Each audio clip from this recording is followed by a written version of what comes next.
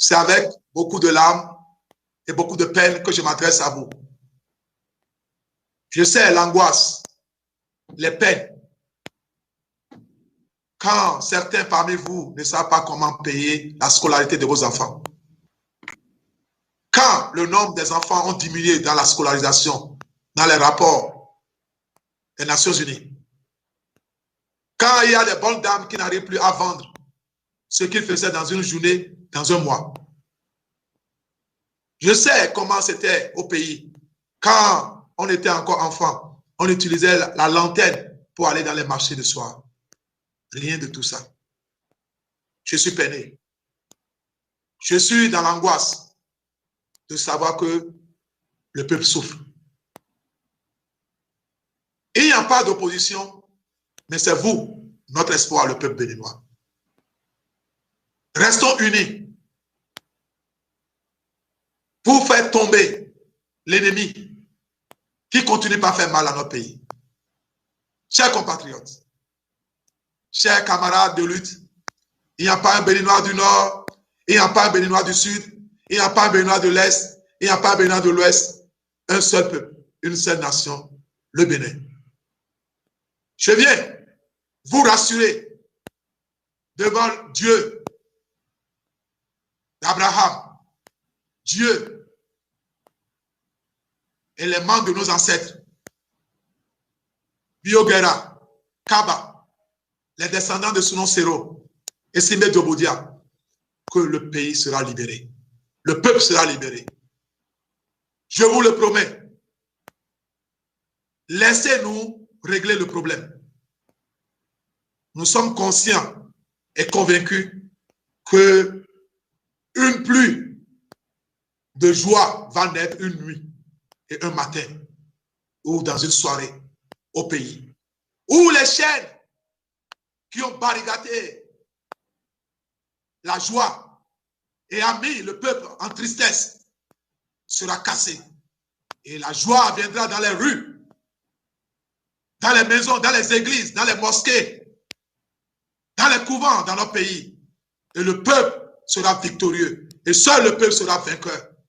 Et il n'y aura plus de cris, d'alarmes et de pleurs dans notre pays. On dira, on a vaincu le diable. Les gens se mettront nus dans la rue pour vénérer la victoire de notre peuple. Et ce sera une histoire que le monde entier connaîtra. On fera encore l'histoire. Et l'histoire va commencer encore par le pays et qui va changer l'Afrique. Chers compatriotes, je viens vous rassurer que l'opposition va se réunir. Nous allons nous mettre ensemble pour être une unité. Pour que ensemble descendra du pédestal cet ennemi qui a tant donné les pleurs, le sang de nos peuples. Chers compatriotes, je vous fais confiance et je nous fais confiance. Seul Dieu, Allah, les membres de nos ancêtres, peut nous sauver de ça. Je vous remercie. Merci beaucoup. C'est sur cet espoir que notre compatriote Dr Ladislas Bessi, que vous connaissez bien, et c'est sur cette note d'espoir et surtout ce message à l'endroit de l'opposition, ce message d'unité, que nous allons clôturer cette émission.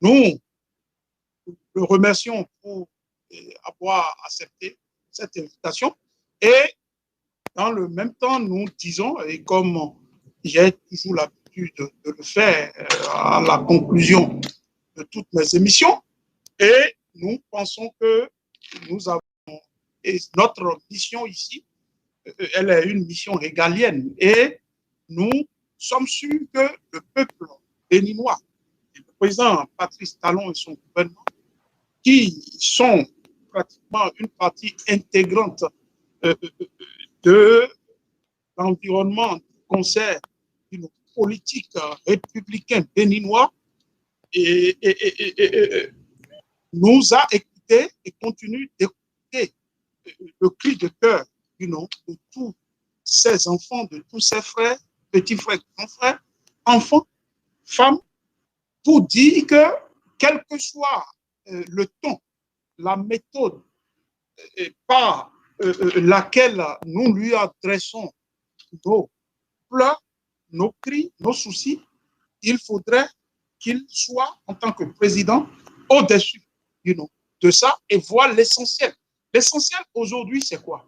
C'est clair, nous sommes dans un contexte où les peuples africains revendiquent de plus en plus des élections inclusives. Et nous voyons ce qui se passe. Et la panacée de ce prix. Nous sommes en train de connaître cette tentacule.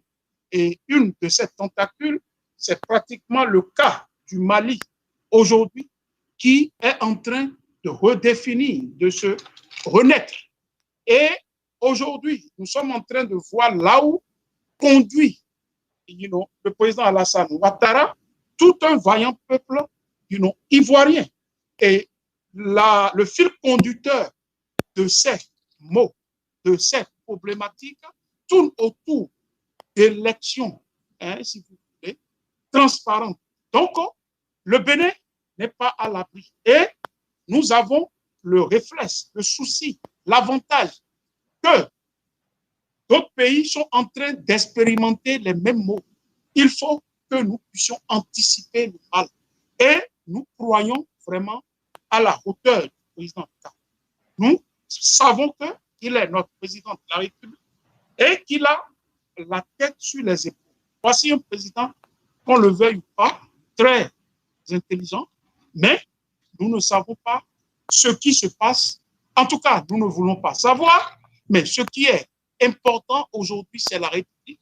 Et pour que cette République soit complètement debout, et je pense que c'est lever le verrou du parrainage, c'est régler l'audition de la liste électorale indépendante, c'est reconfigurer la Sénat. Je pense que c'est des conditions extrêmement importantes pour que le Bénin vraiment soit définitivement debout.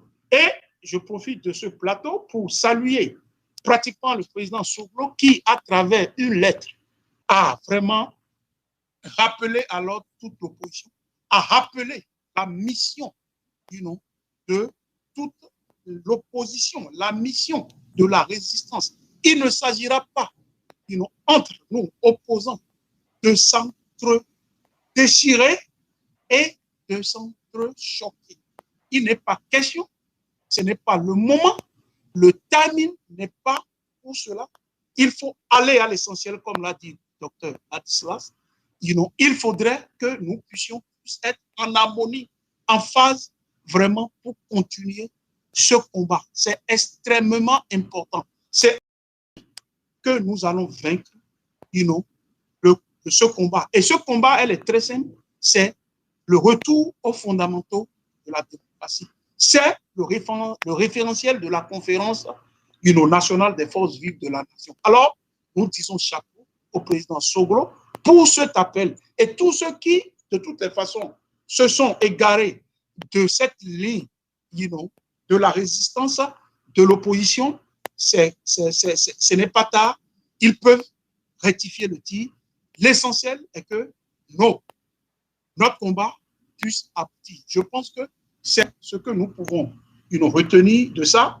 Et je pense qu'aujourd'hui, le docteur Ladislas a levé un point de voile sur toute la préoccupation de tous les internautes pour savoir effectivement sa position dans cette lutte. Et je pense qu'avec son message qu'il vient de dire, son mot de fin, c'est pratiquement, ça va à l'endroit d'autres opposants, d'autres personnalités de la résistance. Et voilà, il a, comment dirais-je, tendu la main, tendons-nous la main pour vraiment faire un combat, vraiment de taille républicaine, une synergie vers, l'action. Et restons dans l'esprit du président Soglo, vraiment pour combattre ce qui est vraiment sans précédent dans ce pays. Et nous demandons au président Patrice Talon d'accepter la tolérance, quelle que soit la posture, la méthode, il faudrait qu'il puisse être